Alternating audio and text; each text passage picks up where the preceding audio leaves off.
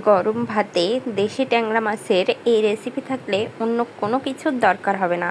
বন্ধুরা, একবার হলেও দেশি ট্যাংরা মাছের এই রেসিপিটা ট্রাই করবেন, দেখবেন সবাই খুব পছন্দ করবে।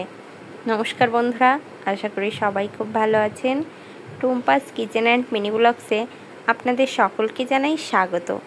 আমি এখানে বেশ কিছু ট্যাংরা মাছ নিয়ে নিয়েছি। এই ট্যাংরা মাছগুলো একদমই দেশি, বিলেত থেকে মেরে আনা। দেখুন বন্ধুরা, আমি এগুলো পরিষ্কার করে কেটে ধুয়ে নিয়েছি। ট্যাংরা মাছ কাটতে কিন্তু অনেকটাই সময় লাগে, কারণ এর কাঁটা থাকে। এজন্য এই ট্যাংরা মাছগুলো কাটতে আমার অনেকটাই সময় লেগেছে এবং আমি পরিষ্কার করে কেটে ধুয়ে নিয়েছি। আপনারা অনেকেই অনেক রকমভাবে ট্যাংরা মাছের রেসিপি করে খেয়েছেন। আজ আমি কিভাবে তৈরি করি সেই রেসিপিটাই আপনাদের সাথে শেয়ার করছি। চলুন তাহলে দেখে নেওয়া যাক কীভাবে আজ আমি ট্যাংরা মাছের দুর্দান্ত একটি রেসিপি তৈরি করি।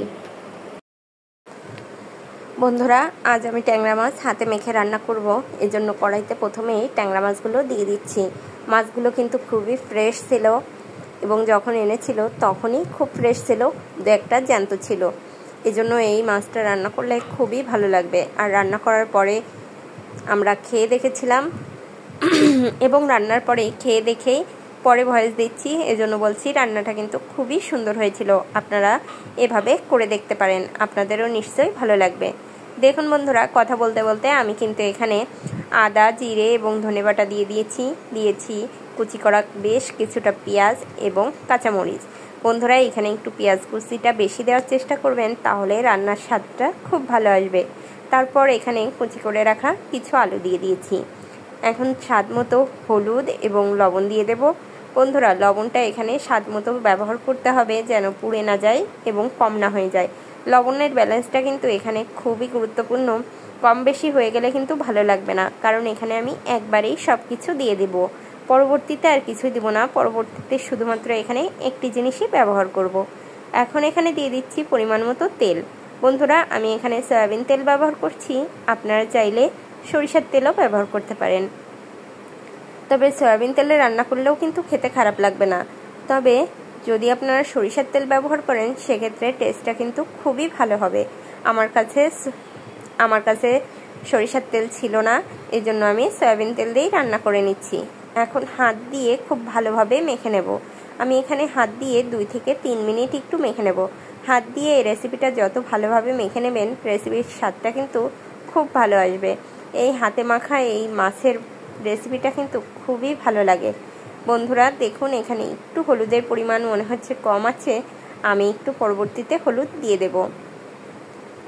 কারণ আমি প্রথমেই বলেছি এখানে আমি যা কিছু ব্যবহার করব সব কিছু প্রথমে একবারেই ব্যবহার করে নেব, এজন্য প্রথমেই দিয়ে নিতে হবে। পরে দিলে কিন্তু তার আলাদা টেস্ট এসে যাবে। এজন্য আমি খুব ভালো একটা টেস্ট আসার জন্য সব কিছু একবারেই দিয়ে নিচ্ছি। দেখুন বন্ধুরা, আর একটু হলুদ লাগতো, দিয়ে দিয়েছি। এখন আমি ভালোভাবে মেখে নিচ্ছি। বন্ধুরা, ট্যাংরা মাছ কার কার ভালো লাগে অবশ্যই কমেন্ট করে জানাবেন। এই মাছগুলো ছোট হলেও কিন্তু খুবই ভালো লেগেছে খেতে। আর ট্যাংরা মাছের আরেকটি রেসিপি কিন্তু খুবই ভালো লাগে, সেই রেসিপিটি আপনাদের সাথে পরবর্তীতে একদিন শেয়ার করব। এই মাছ আমি ভাজি করেছিলাম, এত সুন্দর টেস্ট এসেছিল, সেই রেসিপিটা অন্য কোনো দিন দিব। বন্ধুরা, এখন এখানে আমি অল্প কিছু জল ব্যবহার করব। আমি এই হাতটা ধুয়ে কিছুটা জল ব্যবহার করছি, যেন আলুটা সেদ্ধ হয়ে যায়। আলু এমনিতেই ঢাকা দিলে সেদ্ধ হয়ে যাবে, কিন্তু মাছগুলো যেন ভেঙে না যায়, এজন্য এখানে অল্প পরিমাণ জল দিয়ে দিলাম। জল দিয়ে এখন আমি গ্যাসটা অন করে দেব। বন্ধুরা, এতক্ষণ কিন্তু আমি গ্যাস অন করিনি, এই পর্যায়ে আমি গ্যাসটা অন করে দেব এবং ঢাকা দিয়ে এটাকে আমি রান্না হতে দেব। অবশ্যই বন্ধুরা, চুলার আঁচ একটু কম রেখে দেবেন, তা না হলে কিন্তু পুড়ে যাবে এবং রান্নাটা ভালো হবে না। ঢাকা দিয়ে দিয়েছিলাম। দেখুন বন্ধুরা, এখন ঢাকনা উঠিয়ে দেখাচ্ছি। দেখুন ফুটে উঠেছে। এখন একটু আলতোভাবে আমি নাড়াচাড়া করে দেব। এই মাছগুলো কিন্তু খুব বেশি নাড়াচাড়া করা যায় না, কারণ আমি এই মাছগুলো কাঁচা রান্না করছি। এজন্য এভাবে একবার ট্যাংরা মাছের কাঁচা ভুনা খেয়ে দেখবেন, এভাবে একবার ট্যাংরা মাছ কাঁচা রান্না করে দেখবেন, খেতে কিন্তু অপূর্ব স্বাদ হয়। দেখুন বন্ধুরা, আলুটা অনেকটাই সেদ্ধ হয়ে এসেছে। এখন আমি ঢাকা দিয়ে দেব। আবার আমি এটাকে 2 বার এভাবে ঢাকা দিয়ে নিয়েছি, এতেই কিন্তু রান্নাটা কমপ্লিট হয়ে গেছে। দেখুন বন্ধুরা, একদম প্রায় হয়ে এসেছে। এই পর্যায়ে এখন আমি দিয়ে দেব ধনেপাতা কুচি। বন্ধুরা, আপনারা ধনেপাতাটা আগেও ব্যবহার করতে পারেন, তবে খুব বেশি ভালো স্বাদ আসার জন্য বা ফ্লেভার আসার জন্য আমি এখানে পরবর্তীতে ব্যবহার করছি। এখন একটু আলতোভাবে মিক্সড করে দেব। দেখুন বন্ধুরা, মাছগুলো কিন্তু একটাও ভেঙে যায়নি, গোটা গোটাই আছে এবং কালারটা এবার খুব সুন্দর আসবে। বন্ধুরা, এই পর্যায়ে আপনারা নামাতে পারেন, তবে আমি আর একটু ভাজা ভাজা করে নেব যেন একদমই জল না থাকে। এটা যখনই নিচে হালকা হালকা লেগে লেগে আসবে তখনই কিন্তু এটা আমি নামিয়ে নেব। দেখুন বন্ধুরা, জল কিন্তু সামান্য পরিমাণ আছে, এখন আমি নামাবো না।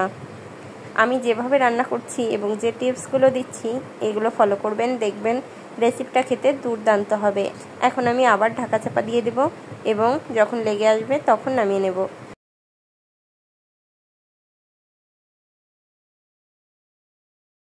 দেখুন বন্ধুরা, ঢাকনা উঠিয়ে নিয়েছি, নিচে কিন্তু হালকা লেগে লেগে এসেছে। দেখুন, আপনারা দেখে নিশ্চয়ই বুঝতে পারছেন। এখন আমি এটা নামিয়ে নেব। নামানোর পর আপনাদের দেখাচ্ছি যে ঠিক কেমন হয়েছে। দেখুন বন্ধুরা, নামিয়ে নিয়েছি, কত সুন্দর হয়েছে। এটা কিন্তু কড়াইতে হালকা হালকা লেগে লেগে গিয়েছিল বলে এর স্বাদটা খুব ভালো আসবে। আপনারা ঠিক এভাবেই তৈরি করার চেষ্টা করবেন, দেখবেন বাসার সবাই খেতে খুব পছন্দ করবে এবং এভাবে তৈরি করলে খেতে সত্যিই দুর্দান্ত হয়। বন্ধুরা, এই রেসিপিটি আপনাদের কাছে কেমন লাগলো অবশ্যই কমেন্ট করে জানাতে ভুলবেন না। সম্পূর্ণ রেসিপিটি দেখার জন্য সকলকে জানাই অসংখ্য ধন্যবাদ। নমস্কার।